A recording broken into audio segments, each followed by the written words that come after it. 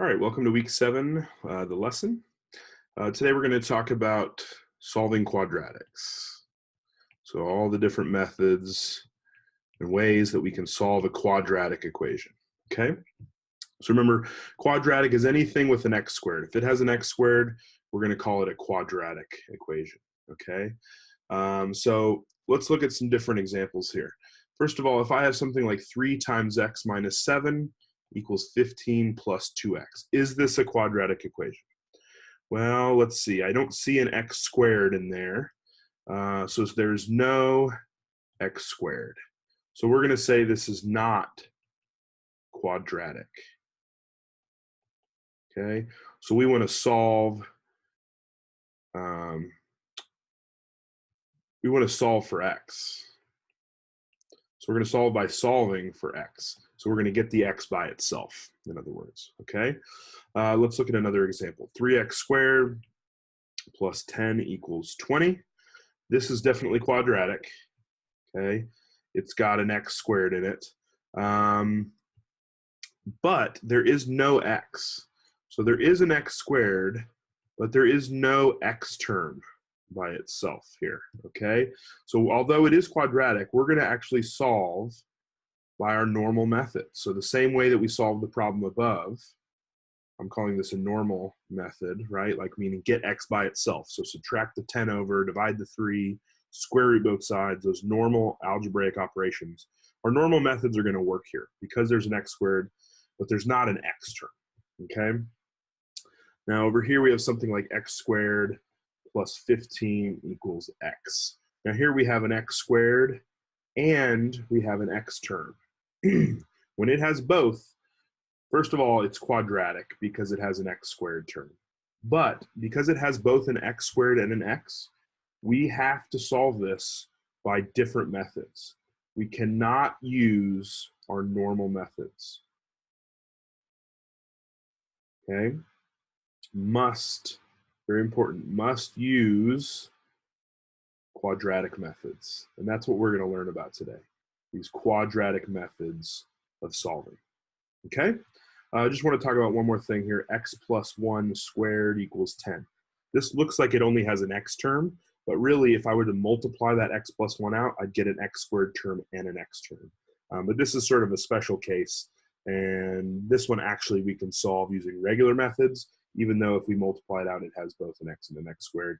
It has to do with it being in vertex form, but we'll talk about that. All right, so remember our 3 forms that we talked about was vertex, factored, and standard form. Vertex, factored, and standard form. Those are the 3 forms that we're going to talk about today. Okay, so the very first form is vertex form. Okay, we're going to learn how to solve something in vertex form. So as an example, here's what vertex form equations could look like. 38 equals 2 times x minus 6 squared plus 2.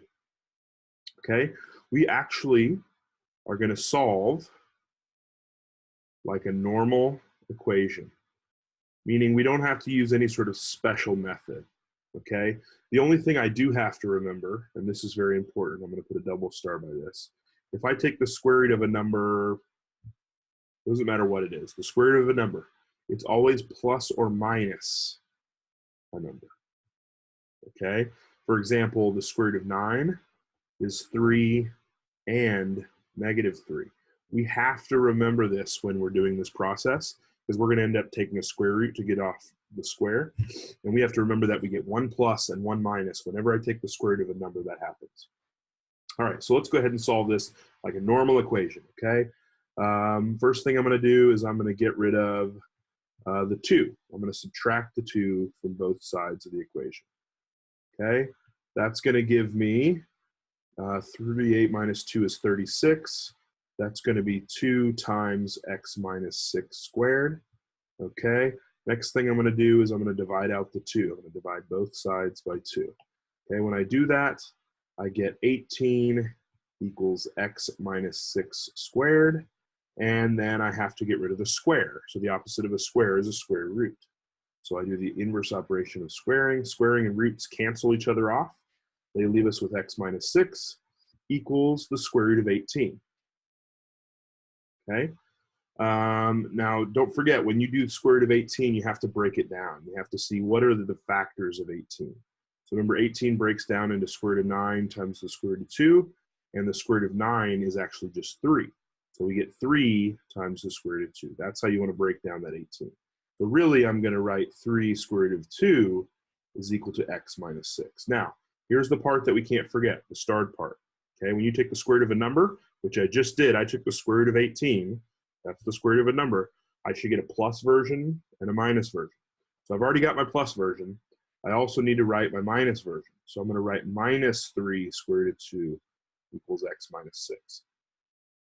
You see how I'm only changing the sign of the thing I took the square root of? Don't change the sign of the x minus 6. That stays the same. Okay? All we did with the square root there is kill off the square. We don't change the sign there. It's all about taking the square root of a number. So if I solve for x here, I'm going to add 6 to both sides. That x is going to cancel. This is going to say x is equal to 6 plus 3 square roots of 2. Now, I know that's not pretty, but that's what it is. Okay?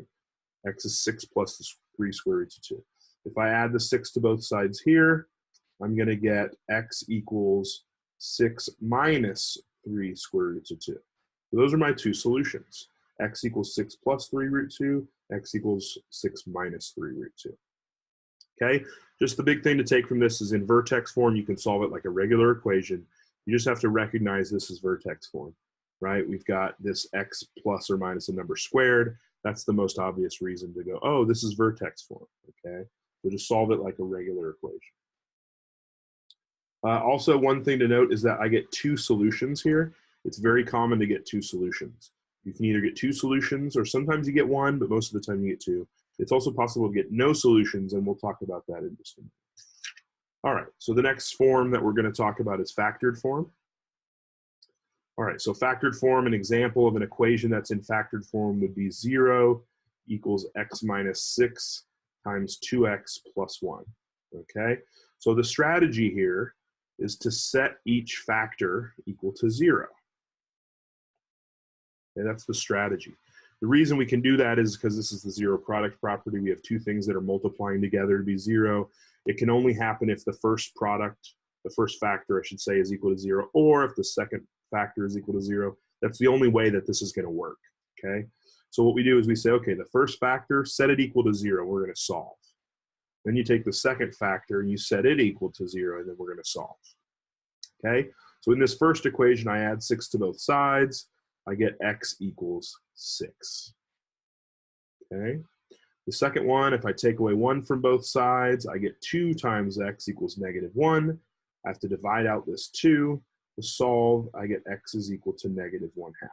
There are my 2 solutions. Again, okay, like many quadratics, we get 2 solutions, negative 1/2 and 6, okay? Now, sometimes there's a number in front here like this. Don't worry about that, okay? When you have a number in front, it doesn't do anything. Really, you can just divide it out and it goes away. You get 0 equals x minus 1 times x plus 2. It doesn't make a difference, but you just set each factor equal to 0 and solve. Okay. All right. So the next form that we want to talk about is going to be standard form. Okay. Now remember, standard form is the one where everything is all over to one side. So when we start with standard form, all right, sometimes it's not right in standard form. It's not written in standard form. So sometimes we have things like x squared. All right, here's an example. X squared is equal to 18 minus 3x. That's not in standard form directly, but I can easily manipulate it to get it in standard form. So what I can do is I can say, okay, I'm going to subtract 18 from both sides. Okay, that's going to give me x squared minus 18. Remember, those aren't like terms, so I can't actually combine those. My 18's cancel. That gives me negative 3x over here. Then the next thing I can do is I can add over this 3x. Again, the 3x does not have anything in common with it on the left side, so I can't really combine it with anything. There's no like terms. Remember, like terms are all about the variables being the same. So I get x squared plus 3x minus 18 equals 0. Now we're in standard form, okay? So the first thing to remember is you always have to put it equal to 0. It must equal 0. Everything has to be on the left side over here, and the right side has to just have an equal sign. Now, it could be that the 0 is on the left and all the stuff is on the right. That's the same thing, okay? All right, so we have two options here.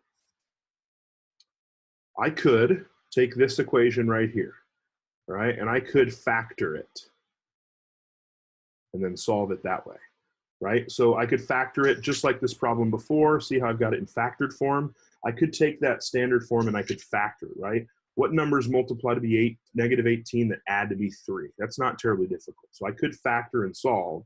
Or my other option is I can use what's called the quadratic formula. Okay? And the quadratic formula is this crazy formula. It's really complicated looking, but what it does is it solves this thing no matter what. And this is our go-to for a lot of things. But what we have to do is we have to have it equal to 0. We have to have ax squared plus bx plus c equals 0. So a is the number in front of the x squared, b is the number in front of the x, and c is the number that doesn't have an x attached to it. We call those coefficients. So in our case, a is equal to 1 because we have 1x squared, right? And I have plus 3, so b is positive 3 and c is negative 18. In our example above, that's what a, b, and c are.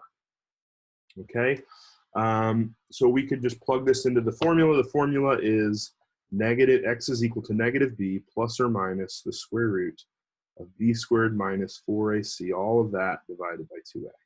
So let's try it. Negative b, well, b is 3, so negative 3 is negative b is negative 3. Plus or minus, that means we're going to have one with plus and one with minus, but it takes less writing if I just write it as plus or minus for just a few moments. You'll see when I break it apart. B squared, that's 3 squared, minus 4 times a is 1 times c, that's negative 18, all over 2 times a, 2 times 1. All right, so let's simplify this. Negative 3 plus or minus, what's under the root here? 3 squared is 9. Notice there's 2 minus signs here. That's going to end up turning into a plus. 4 times 18 is 72, all divided by 2. All right, so we're going to keep going with this. Minus 3 plus or minus 9 plus 72 is 81, and the square root of 81 is 9, okay? Now you're probably saying, isn't it plus or minus? Well, it is, but since we get the plus or minus already there, it actually kind of works itself out. All right, so I get two equations. Now here's where I'm going to separate it, okay? I write plus or minus so that I don't have to write this big, complicated equation twice. I don't want to write it twice. If everything's the same, I just write it once with a plus or minus until it gets really simple, like it is now. Now I can break it apart. So I'm going to break it apart into the plus, minus 3 plus 9 over 2, and the minus, which is minus 3 minus 9 over 2. So negative 3 plus 9, that's 6. 6 divided by 2 is 3. There's my first solution. On the other side, negative 3 minus 9, negative 3 minus 9, that's negative 12. Divided by 2 is negative 6. Okay, now I know the quadratic formula might not be your first choice, but it's really important to know how to do it because there's sometimes when it won't factor and we can't factor it, we have to use quadratic formula. Or there's times when it won't factor, we try to use our calculator. There's a way to use your calculator, but even sometimes then the calculator won't work. So then we have to use the quadratic formula. So sometimes quadratic formula is the last choice. Some people love it. They like to use it. That's their go-to. And that's fine too. But just you have to know how to use the quadratic formula. It's really, really important. Okay, now just as a reminder, all right, I'm going to remind you that this problem could have easily been done with factoring, right? We had x squared is equal to minus 3x plus 18. I think that's right. Yeah, 18 minus 3x.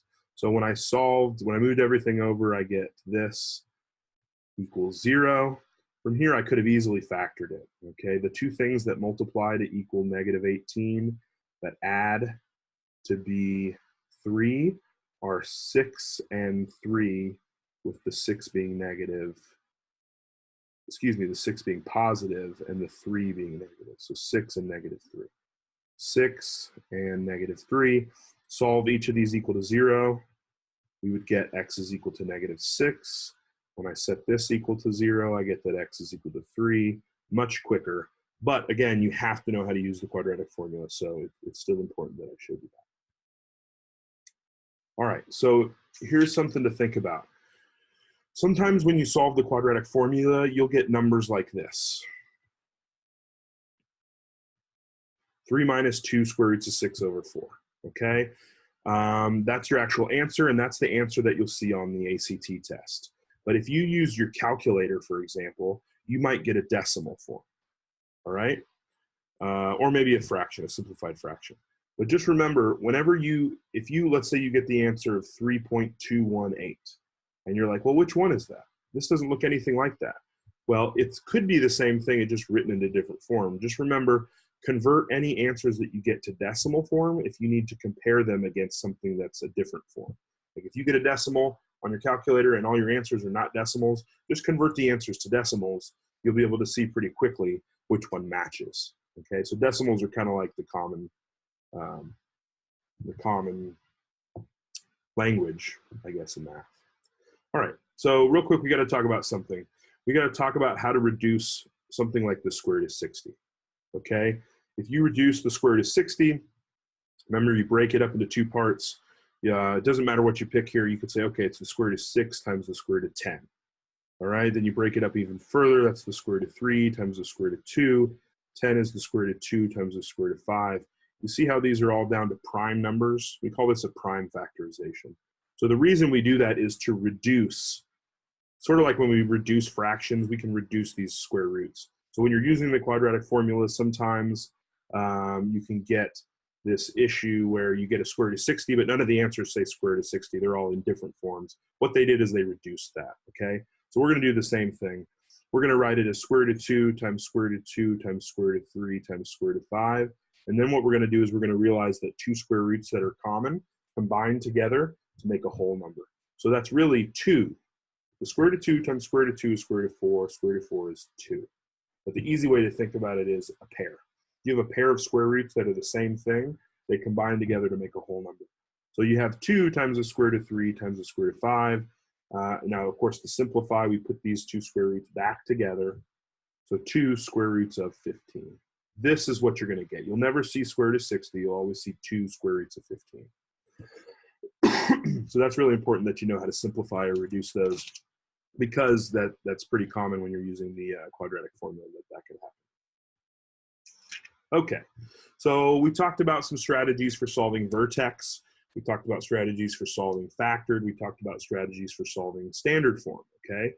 Now, all three of those can be done by using your calculator in most situations, okay? So we're gonna talk about solving quadratics with your calculator. We always like to be able to use our calculator. All right, so there's two different strategies. All right, so the first strategy, we're going to set all the terms to one side.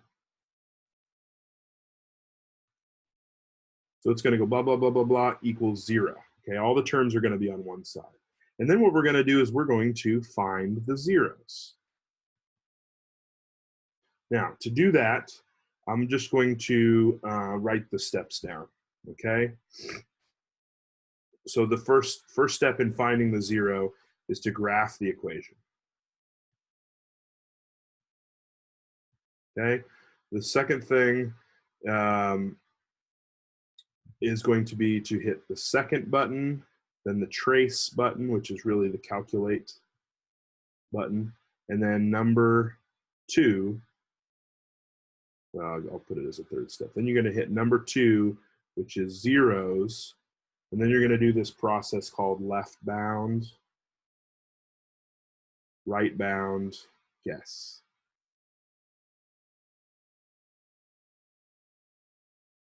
Okay, so let's look at an actual example here, okay? Let's look at this 2x squared plus x is equal to 3. Okay, so we're going to set all the terms to one side. So we're going to move this 3 over. That's going to give us 2x squared plus x minus 3 equals 0. Okay, so we set all the things over to one side. Now we're going to find the zeros of this equation. So we graph the equation. We use the second trace, number 2 zeros. left bound, right bound, 0. And I went through that pretty quickly, so obviously I'm going to show you. All right, so we go to y equals. We're going to graph this equation here, okay? So we're going to say, all right, 2x squared plus x minus 3 equals 0. So there's the left side. We're going to graph this function, all right? And then what we're going to do is we're going to look for the 0. So we graph the equation. Now we're going to look for the zeros. That's going to be second trace, which is calculate. So up here on the top, we have this calculator trace button. We want to calculate. So second function, we'll use the blue word calculate. So second trace, that gets us to calculate. Remember, second trace gets us to calculate. Then we want number 2, the 0. So number 2 says 0. So either go down and hit enter or just hit 2 and it'll do it automatically. Now, let's get our little cursor. You can only use left and right with your cursor, but that looks like about where the 0 is. Looks like 1.5, negative 1.5, but I'm not 100% sure. So what I do is I do a left boundary. What it's going to do is set up a boundary like to only look between here and here for the 0. It just narrows down where the calculator is going to have to look. So when I do left bound, I hit left. To go to the left of where the 0 is and hit enter. Then go to the right of that 0 and hit enter. And then get in the middle here and hit enter. There we go, negative 1.5. So one of my solutions is negative 1.5, okay? Then I do the other one. So I'm gonna do second, calculate number 2. Then I need a left boundary and a right boundary. So you can see that here's the 0, approximately. Hit left a few times and hit enter. That'll get you to the left. Go over here to the right and hit enter, and then get back to where you need to be and hit enter. There we go, so 1 is the other 0. So x equals 1. Those are my 2 solutions. And I did that by using just my calculator, okay? So this strategy, you set everything to one side, you graph the equation, you find the zeros, all right? It's pretty straightforward. Now the second strategy here is what we're gonna do is we're gonna graph the left side and we're gonna graph the right side. Then what we're gonna do is we're gonna find the intersection. Okay, that's what we're gonna do. Now, how do I do that? Well, first off, you graph the left and you graph the right. Okay, and then you do second trace, same thing we did last time, that's the calculate button. And then we want number 5, which is intersection. Then you have to hit enter, enter. You just hit it twice. Enter, enter. You're selecting which of the graphs you want to be the first, which one you want to be the second. And then you basically do a guess. So enter, enter, guess. So let's do the same one we just did. 2x squared plus x equals 3. Now when you do this, you just use the x number. So just use the x value. It's the solution. We don't care about the y value. Okay? So let's do that. Let's go back to my graphing calculator, y equals. So this time, right, remember my 2x squared plus x is on the left side. So I'm gonna graph the left side, 2x squared plus x. And what is the right side? The right side is 3. So I go down to a different equation and I graph the right side. So I'm graphing them as 2 separate equations. Now when I graph that, you'll see there's 1, there's 2. So what am I supposed to do now? Let's see, I graph the left side, I graph the right side. Now I do this second trace. So second trace, number 5 this time, the intersection. Now, there we go, number 5 intersection. So enter, enter, right? It's saying which one's the first curve, and I'm gonna make blue, and then which one's the second curve? I want the red to be the second one, and then guess. Here's where I go to the left or right to get to really close as to where I think the intersection is. I hit enter, and then look, x equals negative 1.5. Remember, I don't care about the y number, I just care about the x number. So the x number is my solution. So there we go. I'm gonna write down x equals negative 1.5. Then I go back and I repeat the process. So second, calculate. Number 5, enter, enter, selecting my 2 equations, which is a silly question when there's only 2 on the board. Hit enter, there we go, x equals 1. So I get my x equals 1 solution as well, okay? So really all we're doing is looking for the intersection. Now, if I can think about it, I can use my table as well. Remember I said 1 was a solution? Well, look at 1. See how the y numbers are the same? That means they're intersecting. At x equals 1, the height of this one is 3 and the height of the other one is 3. That means they're crossing over. So that's how I could tell from a table that they're intersecting.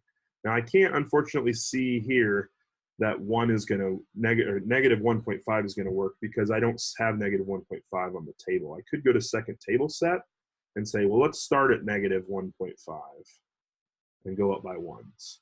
Then when I look at the table, now negative 1.5 is there, and it shows that 3 and 3 are the same height, so at negative 1.5 it is a solution. Okay, but that's all we need to know about that. So we're basically finding the intersection. And then again, just remember to use the x number, not the y number. The x number is where the solution is. Okay? All right, just a quick reminder of things that we talk about when we're solving. These are our solving words. So we have these words that we hear about when we're solving. They'll use the word solve. So solve the equation. That one's obvious. They'll say find the solution, right? Or find the solution, or just what are the solutions? You'll hear the word solutions. You'll also hear words like zero, roots, x-intercept. They'll say things like what x numbers or what x values satisfy. That's a weird way to put it, but when they say satisfy, they're saying solve, okay? They can also say for what values of x does, and then they'll say, you know, x squared plus x equal 3. For what values of x does x squared plus x equals 3? That's just saying, they're just saying solve the equation there, okay? So that's just something to remember. All right, so we talked about these solving words because, again, on the ACT, they're going to have lots of different ways to ask you the same thing, and you want to be able to make sure that you know what they're actually asking for. A lot of times that's the hardest part in the test, is saying, well, what am I actually supposed to be doing here, okay? All right, so we talked about solving with a calculator. Now let's learn how to factor with a calculator. So this is really, really cool. It's sort of a little shortcut not everybody knows about, but it is really handy if you're asked to factor something and maybe you just like, I don't know, I can't see how to factor this, or I forgot how to factor it, whatever. So the strategy is that you can factor using a graphing calculator, okay? Here's the steps. First thing you do is you find the solutions of the either the expression, all right, you find the solutions. Remember, solutions are zeros. So when you're doing this, you're actually finding the zeros. So you find the solutions with a calculator. Okay, and we'll remind ourselves what that actually is. Okay, so using your calculator, you find the solutions. Then you write out the factors. Now, all you got to remember is that there's a relationship between zeros and factors. They're always opposite signs. So if you just take the 0 and you write x minus the 0 times x minus the 0, you will have written it in factored form. Okay, I know that seems crazy, but let's say 3 and 6 were your solutions, your zeros. You used your graphing calculator to find where they hit the x-axis. You would write x minus 3 times x minus 6. Okay? And we'll do some more practice with this. All right, now, if your 0 or your solution is a fraction, okay, what you've got to do is you've got to move over the denominator. So let's say, you know, you get out your graphing calculator and you find that 2/3 is the location where the 0 is. Well, you're going to write x minus the 0, so x minus 2/3. Let's make it a negative 2/3. X minus a negative 2/3 makes a plus. Okay, all you got to do is take that 3, that 0, and you just got to move it over. So you're going to say 3 times x plus 2. See how I moved that 3 over? That's all you got to do. It's that easy. Okay? Yeah, so just remember, zeros and factors have opposite signs. So if you have a 0 that's a plus, you're going to have a negative factor. So let's look at an example of working with this. So it says factor the expression 3x squared minus 2x minus 8. Okay? So we're going to get out our graphing calculator. We're going to graph this thing. So we type in 3x squared minus 2x minus 8. Okay, and we graph it. We're looking for these zeros here, the location where the height is 0. So we do second calculate number 2, that's the zeros. We're going to do this left boundary, right boundary process. So left bound, enter, right bound, enter, and then we get close and hit enter one more time, and it says negative 1.333. So my zeros are going to be negative 1.3 repeating, and my other one, do the same process, second calculate, number 2, the 0. We're going to make sure we're to the left of where our 0 is. So here's where the 0 is. Make sure you're to the left. Hit left a few times. Make sure you're to the right. Hit right a few times. Get down to the guess. Get as close as you can. Hit enter. X equals 2. So here's my 2 zeros. Okay? Negative 1.33 and 2. Now remember, that negative 1.3 we want to write as a fraction. So get out of your graphing mode by hitting second mode. That's quit. And then type in negative 1.333. Now make sure you hit it a bunch. Okay, make sure it's like off the screen.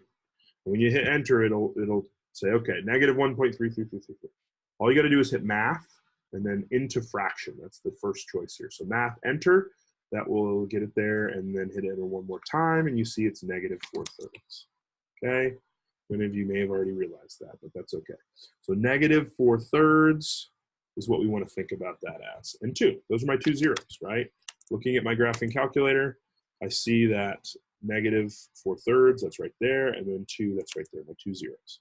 So just remember, x minus the zeros. So x minus a negative 4/3 times x minus 2.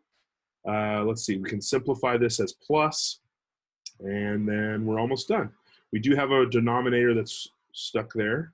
So we move it over and we call it 3x plus 4 times x minus 2. And that is the factorization of our beginning expression. So you can factor using this strategy. And if you're not good at factoring, this could be a way that can make you really good at factoring. So this is really, really good to know. All right. Now, when you're doing this process, look for the GCF. Okay. For example, if you're trying to factor 6x squared minus 2x minus 8, okay? Look for that common factor. See how there's a 2 in everything? Pull that 2 out front first and realize, oh, it's just 3x squared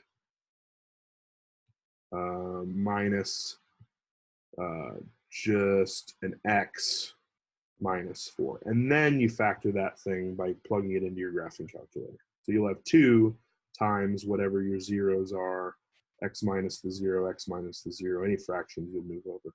But just make sure you always pull out greatest common factor. No matter what, whenever you're factoring, anytime you're factoring, always pull out the greatest common factor, okay? Because that can mess you up. All right, so a lot of times on the ACT, they'll ask weird questions like find what is the product of two roots, or what is the sum of your 2 roots. So what they want you to do is they want you to solve, right? And say, okay, my first root is this, my second root is this, and then multiply them together. That would be the product of those 2 roots. Or add them together, that would be the sum. Now there is a shortcut. You don't have to go ahead and factor and solve or use the quadratic formula or whatever. You don't have to solve necessarily. You can use a shortcut. So the trick is, if you have it in standard form, you got your A, your B, and your C. If you can write it in standard form, you can find the product and the sum of the 2 roots really, really quickly, okay? All you have to do is remember this little shortcut. So the product of 2 roots is always C over A, okay? The sum of 2 roots is always negative B over A. That's it. It's that easy. So for example, if I had find the sum of the 2 roots of y equals x squared plus 6x minus 7. And it said find the product of those 2 roots. Well, I could factor it and find the 2 roots and then multiply them together. That's okay, and this actually wouldn't take you that long. It's a little faster if you just find the product by using C over A. So C is negative 7, A is 1. The product would be negative 7. The product of the 2 roots is negative 7. The sum of these 2 roots is negative B over A. Well, B is 6, So negative b is negative 6, a is 1. So the sum of those two roots is negative 6. Now let's double check that. If I was going to solve this, I would go ahead and factor this. So I would write it as x plus 7 times x minus 1. That means negative 7 is a root and 1 is a root. And you can see if you multiply them together, you get negative 7. If you add them together, you get negative 6. But that was an easy one to factor. Sometimes they're harder to factor, and this really can save you some time. Now, how do I remember this? Right, there's got to be some good way to remember c over a and negative b over a. It seems just random. Like, am I going to memorize that? Well, here's how I do it. You've seen when you go buy a piece of fruit at the store, it says product of California. Well, product of CA. CA is the abbreviation for California, right? CA, that's California. So just remember it's C over A. Product of California. All right? And then this is kind of a dumb way to remember it, but it helps my students remember. So, you know the class Zumba? It's like a workout class. Well, what if I made an off-brand Zumba class called Zumba, right? It's sort of like a cheap version. It doesn't really work. It's not good. Nobody likes it. It's called Zumba. It's this lame version I tried to make. Well, just remember it's Zoom and then dash ba. Okay, Zumba. It's like two syllables, and you're breaking up the syllables with that dash. So the dash is a minus sign, and then ba, Zumba. So product of California and Zumba. Just remember Zumba is like two different syllables. You need that little dash, which is our minus sign to remember that there. All right? I know it's dumb, but hopefully it'll help you remember. All right, so let's talk about the different kinds of ways to get solutions. So we talked about how you can have two real solutions.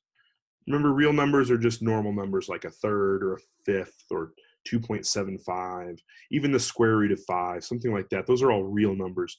The only other types of number are imaginary numbers, and we're going to get into that. So if I had a graph where I have the graph crossing the x-axis twice, there's going to be two solutions there. They're real numbers. They're not weird numbers. They're two real numbers.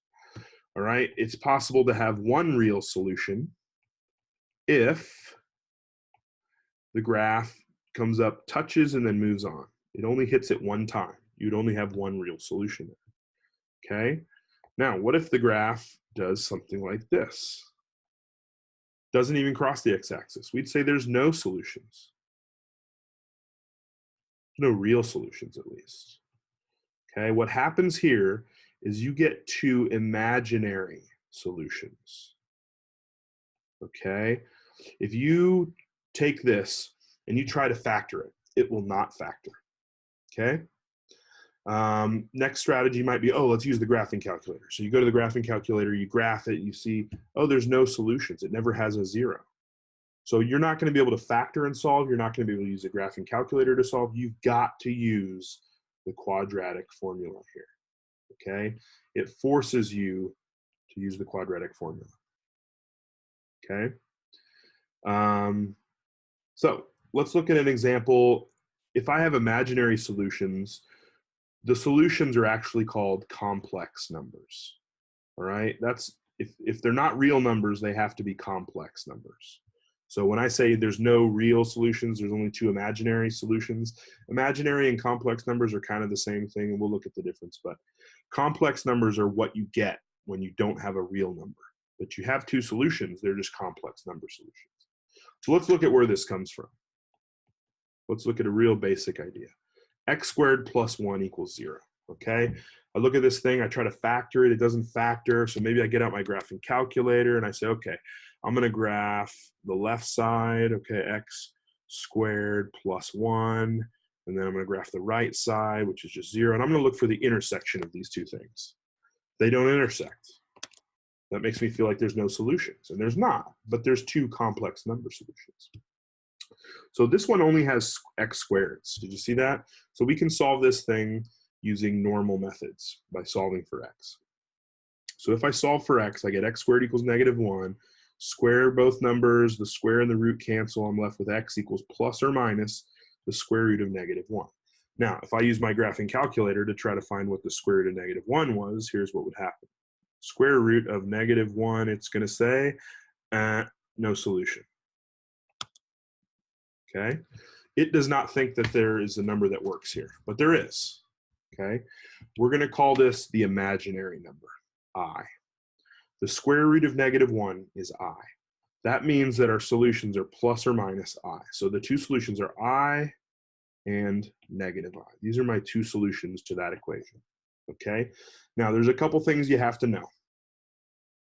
Let's say you're solving x squared plus 5 equals 0. Well, you move the 5 over, you get x squared equals -5. You square both sides, the square cancels. You get x equals square root of -5, and x equals negative square root of -5. Here's how this works, okay? You know that square root of 2 times, square root of 2 times square root of 3 is square root of 6? Well, that means the square root of 6 is really square root of 2 times square root of 3, okay? You can break up a number into its two factors. So what you got to do here is break off the square root of -5 into square root of 5 times the square root of -1. Break off that negative into a separate square root. And that's where the I comes into play. Okay, square root of -1 is I. So really it's square root of 5, I. Or sometimes we will say I square roots of 5, just because we don't want to think that this square root symbol goes underneath. The I is not under the square root symbol, and it kind of looks like it might be there, so sometimes we'll write the I in front. Okay, so what we get is x equals square root of 5 times I, and x equals negative square root of 5 times I. These are my two solutions. So just remember, that's how you deal with a square root, right? Square root of -12 is square root of 12 times the square root of -1. That's an I. And then, of course, square root of 12 breaks down into square root of 4 times square root of 3. So you get 2 square roots of 3 times I, or 2I square roots of 3. That's usually how we write it. Okay, so just remember, whenever you get an answer that's a negative square root, just pull out the negative and call it I, and then deal with the square root like you normally would. Okay, all right, so that's basically the introduction to imaginary numbers. That's the most basic thing you can talk about with imaginary numbers. All right, so remember, these imaginary numbers will not show up when you try to factor. They won't. The equation won't factor. When you try to use the graphing calculator, it won't work. So these have to be done kind of by hand, and that's the problem with them. There's no like alternate strategies. All right, so as far as the imaginary number goes, okay, there's two things you have to remember. You have to know the square root of -1 is I. That is a must. You have to realize that the square root of -1 is called I. You also have to know what happens when you square that. So when you square I, you're multiplying the square root of -1 times the square root of -1, which gives you -1. Okay, just think about that, right? I squared is I times I, and we said I is the square root of -1. Well, when two square roots match, they combine together to make a whole number.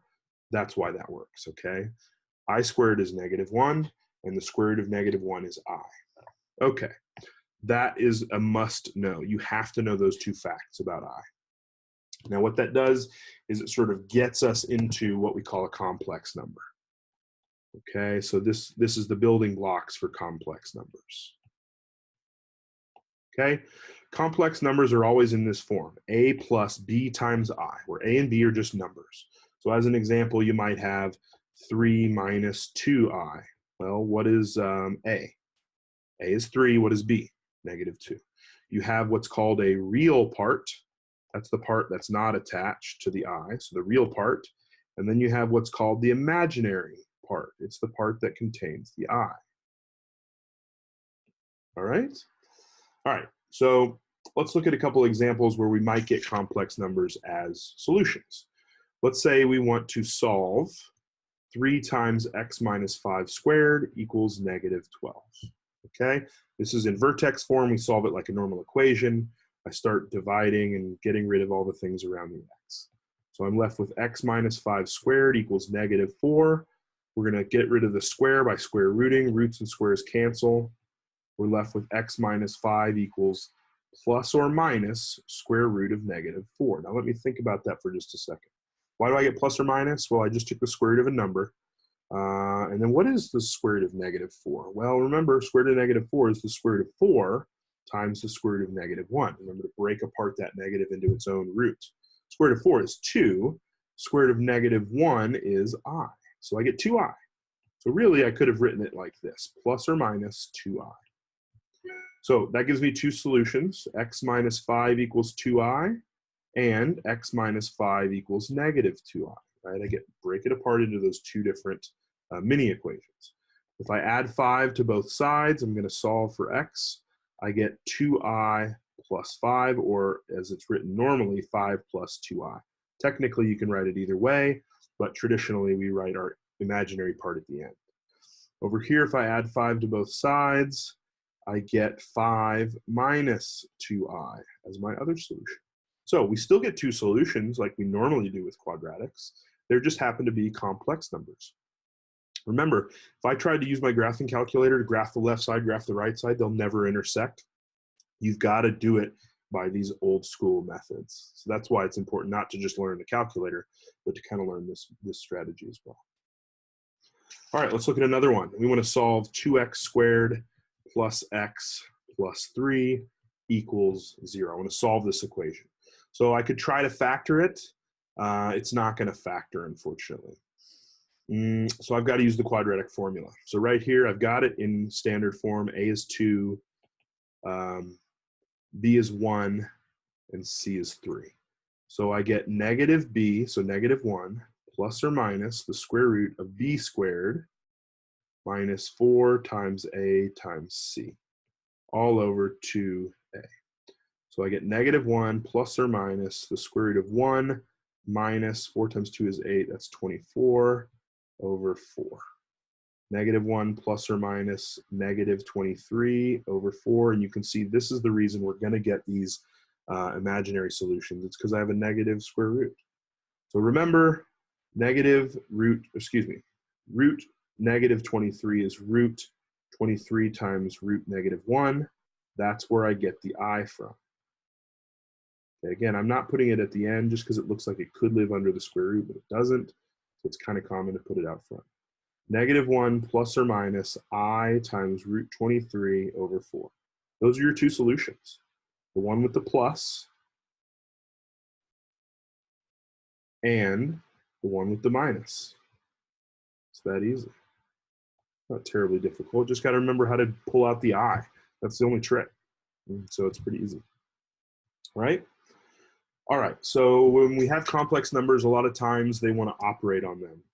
Now in math, what operations are, we talk about plus, minus, division, multiplication, those kind of things. So we're going to look at operations on complex numbers. So let's let C equal 3 plus I, and we'll let D equal 7 minus 3I. And let's see how to add them. So C plus D. Well, that's 3 plus I plus 7 minus 3I. This is as easy as it gets. Imagine these were x's, right? If this said 3 plus x plus 7 minus 3x, you combine the x terms because they're like terms, you combine the numbers, same thing. Add your 3 and your 7, you get 10. Add your I and your negative 3i, you get negative 2i. That's the sum of those two numbers, okay? Subtraction works the same way. Just for fun, I'm going to do 2c minus d. I'm going to double c, and that works the same way that it would be with an x. So 2 times what c is minus d. Notice my use of parentheses here, right? Because I've got a group. I need to double the group, not just part of the group. So I use parentheses to show it's a group. Same thing here. I use a minus with a group to show that I'm going to subtract the whole group. Because I need to distribute. And without the parentheses, I won't get there. So 6 plus 2i minus 7 plus 3i, right? I distribute that negative sign to both parts. Combine your like terms. That makes negative 1. That makes 5i. Negative 1 plus 5i is the sum of those. Nothing crazy yet. Let's look at multiplication. So again, I'm going to write what C was, just so I can see it, and maybe you might want to see it as well. But what is C times D, the product of these two? Well, again, it works the same way as if you had x's instead of i's. You distribute.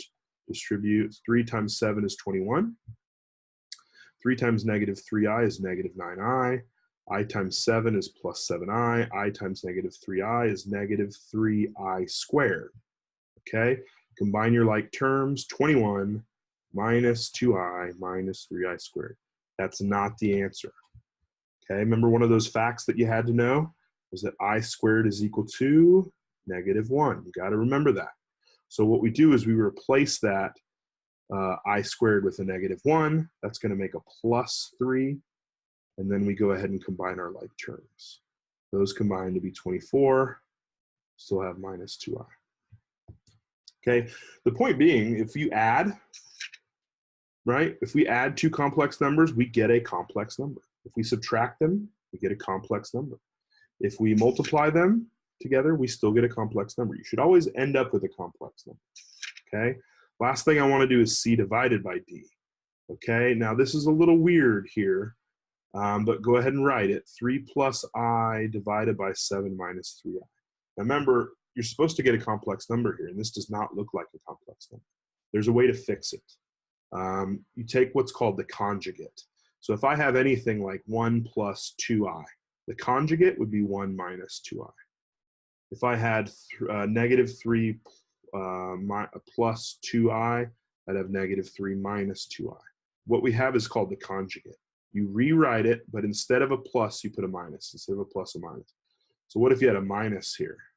You'd write -3 plus 2i. These are all conjugates. All you're doing is replacing that middle sign. That's called the conjugate, okay? So what you do is you multiply by the conjugate. That's our strategy. Multiply the top and bottom of this division here, this fraction, by the conjugate of the bottom. And you'll see why we do that. It gets rid of the I in the bottom. We don't want an I in the bottom. So the conjugate of this fraction here is the bottom number, the bottom complex number with the opposite sign. So we want 7 plus 3i. I want the conjugate of the bottom to be multiplied by the top and the bottom of this fraction. Now there's a little bit of work here. You got to distribute the 3, get 21 plus 9i, distribute the I, plus 7i, plus 3i squared. And we'll fix that I squared. On the bottom, you get 7 times 7 is 49. 7 times plus 3 is plus 21i. This is minus 21i. 21i. And then this is minus 9i squared. So what happens is, the point you have to realize is by using the conjugate, what happens is we get rid of these middle terms. That's the whole point. These middle terms go away. We're left with, on the top, 21 plus 16i plus 3i squared divided by 49 minus 9i squared. Now, change your I squareds, okay? So that makes a minus, so plus 16i plus 3 times -1, 49 minus 9 times -1, and then simplify. This makes -3, which when you add to the 21 makes 18. On the bottom, you get 49 plus 9, so 58. On the top, you still have a 69. Okay, all I did was simplify that, combine my like terms. Now what you do is you break up the bottom and the top. I'm going to rewrite it up here. So 18 over 58 plus 16i over 58. Now this is actually a complex number because you've got a real part and an imaginary part. Of course, you'd want to reduce those fractions, but that's not what I'm here to show you. I'm just here to show you this process. It's a little crazy.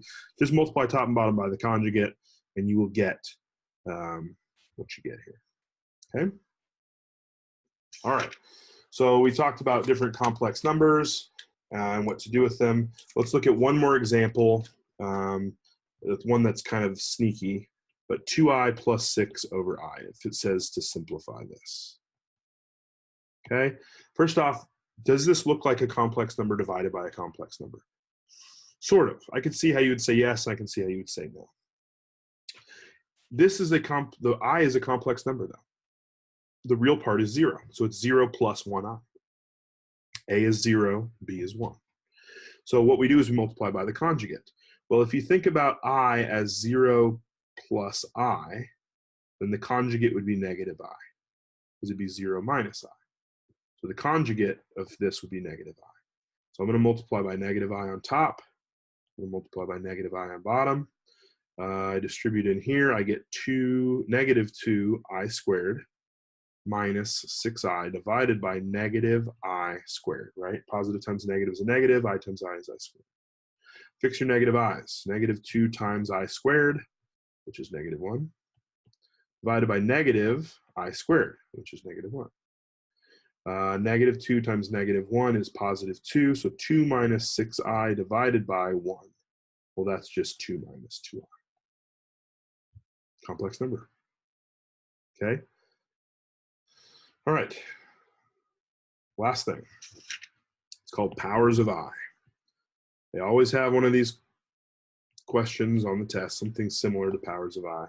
So here's what it is. They'll say, what is I to the 57th power? Right? Whoa, okay, that's pretty crazy. Well, let's look at it. What is I to the first power? Well, it's just I. I to the second power is I times I. And I times I is I squared. I squared is negative 1. Okay. I to the third, it's I squared, it's the one before it, times another I. So basically you take the one before it, you multiply another I to get I to the third. So take the one before, which is I squared. So remember, I squared is negative 1. If I multiply negative 1 by another I get negative I. All right, I to the fourth. Take I to the third and multiply another I. That's how you get I to the fourth. I to the third we already have. That's negative I, right? I'm just looking to back up here to negative I. Multiply it by another I get negative I squared. Negative times negative 1 is positive 1. So this will actually cycle through from I, negative 1, negative I, 1. I to the fifth is I to the fourth, which is 1, right? I got that right here. 1 times I, which is I.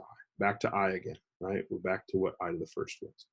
I to the sixth would be I to the fifth times I. I to the fifth was I, right? We knew that right here. Times another I gives me I squared, which is negative 1. So you can see we're back cycling through this process. We're just going to cycle through, cycle through, cycle through, cycle through. What you have to realize is I to the 8th will be 1. I to the 12th will be 1. I to the 16th will be 1. Anytime you have a multiple of 4, 4, 8, 12, 16, 20, 24, etc., those will all be 1. So what you have to do is realize that I to the 57th is, well, let's see, what number goes into 4? 56 goes into 4, right? I to the 56th, that's a multiple of 4, times another I, right? Because I to the first times I to the 56th is I to the 57th. So just take this, which is 1, times I gives you I. So I to the 57th is I. Let's try one more. I to the 103rd power. Well, let's think. What number is a multiple of 4? 100, right? I to the 100 is a multiple of 4. So we know I to the 100 is 1 because it's a multiple of 4. Well, I to the 101 is going to be the number before it times I, which is I. Keep doing this. 102 is going to be I times I, which is negative 1. 103rd is going to be negative 1 times I, which is negative I. So I to the 103rd is negative I. Just have to remember every multiple of 4, as far as an exponent goes, is equal to 1. Okay? All right, that's all I got for you today. Thanks again for being here. We'll see you next week.